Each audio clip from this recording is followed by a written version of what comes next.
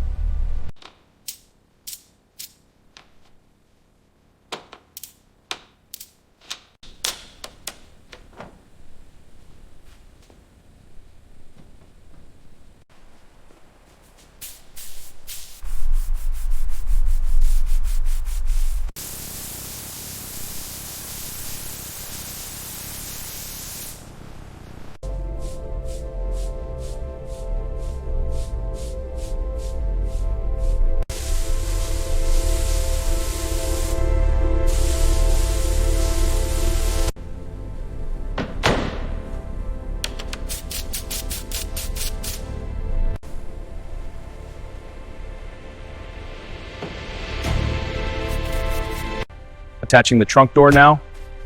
Trunk secure. Now testing the side doors. All doors operating smoothly.